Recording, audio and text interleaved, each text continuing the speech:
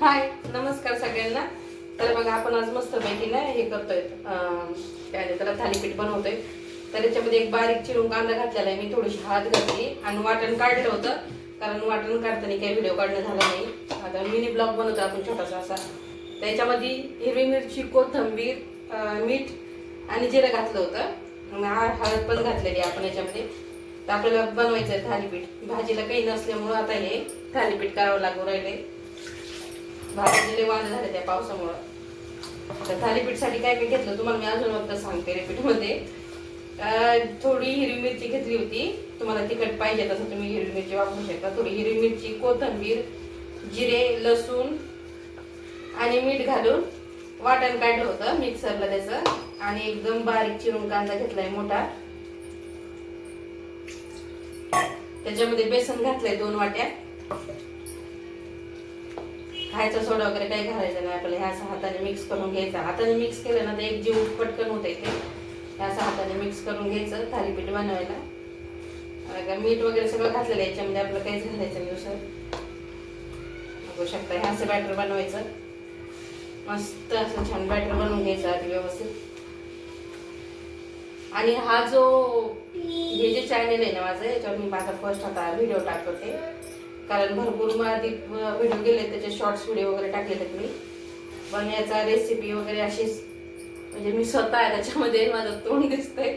हा असा माझा फर्स्ट ब्लॉग आहे हा. बघा मस्तपैकी वाटण छान आता मिक्स झाले आपले याचं थालीपीठचं. आता आपल्याला थालीपीठ बनवून घ्यायचं. तवा ठेवलेला आहे गॅसवरती. चांगलं मिक्स करून घेऊ, एक जीव करून घेऊ आपण याला. म्हणजे कसं छान थालीपीठ बनलेलं आहे. हात धुवून घेते मी आता. हे बघा इथं तवा ठेवलेला आहे गरम करायला. तवा पण गरम झालाय आणि हातावर इतकं जड आहे ना, त्याच्यावर ढोसे, थालीपीठ काही पण मस्त व्यवस्थित होऊन जाते. त्याला चिटकत नाही अजिबात. थोडंसं तेल टाकून घेते मी आधी याला असं. आवाज गरम झालेला आहे तेव्हा थोडंसं तेल टाकून आपल्याला याच्यावर थालीपीठ बनवायचंय. थालीपीठ कोणाला आवडते बरं खायला? आवडत असेल तर लाईक करा. छोट्या क्रिएटरला पण सपोर्ट केला पाहिजे बरं का. कारण तुमच्या सपोर्ट शिवाय काही अर्थ नाही सोशल मीडियावर. माझं पहिलं जे चॅनल होतं ना ते फ्लॉप मध्ये गेले. सेकंड चान्स घेते वापस, सेकंड रिपीट करायला लागले. म्हणजे दुसऱ्या याच्यावर व्हिडिओ टाकायला लागले दुसऱ्या चॅनलवरती. तर प्लीज सपोर्ट असू द्या तुमच्या सगळ्यांचा. त्या गरम झाले आता आपण याच्यावर जे बॅटर बनवलं होतं ते टाकून घेणार आहे. मी या चॅनलवर काय रेसिपीज नाही टाकणार आहे, वेगळ्या वेगळ्या व्हिडिओ टाकणार आहे याच्यावरती. मस्त असा हाताने फैलवून घेऊ, कमी गॅस करून घेऊ म्हणजे खाली लागणार नाही. हातानेच करणार आहे, हाताने छान खायला जाते ते. सगळं मस्त छान असं बघू शकता. मस्त छान असं व्हायला घ्यायचं आता. बघू शकता छान असं फैलवून घेतलंय मी त्याला. आणि आता आपण त्याच्यावर थोडंसं तेल घालणार आहे.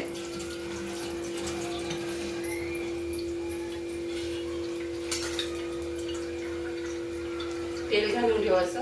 आधी पण तेल घातलं होतं मी, पण अजून थोडंसं तेल घालते त्याला. आणि बघा हा तवा ना इतका छान आहे ना, याच्यावर काहीच चिटकत नाही, काहीच नाही. इतका मस्त तवा आहे ना, लय भारी तवा आहे. थोडंसं फुल गॅस करून घेऊ आणि झाकणी ठेवायची याच्यावर आपल्याला थोडंसं शिजेपर्यंत.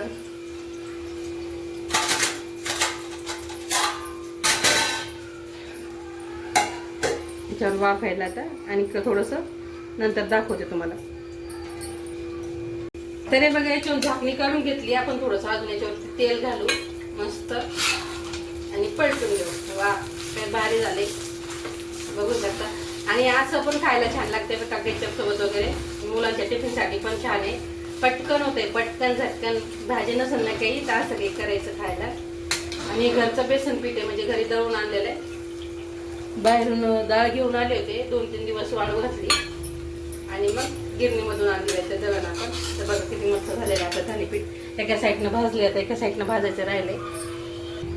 तर हे बघा थालीपीठ काढून घेतलं. याच्यावर पोळीवर मस्त असं लिंबू घ्यायचं. कोणाकोणाला असं आवडतंय आतरंगी खायला, त्याच्यावर असं छान पिळायचं. आहा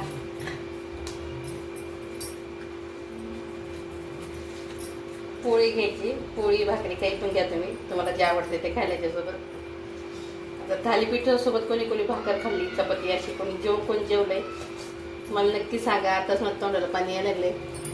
मस्त एन्जॉय करायचं. आवडलं तर नक्की व्हिडिओला लाईक करा, सबस्क्राईब करा आणि कमेंट करायला अजिबात विसरू नका. चला बाय.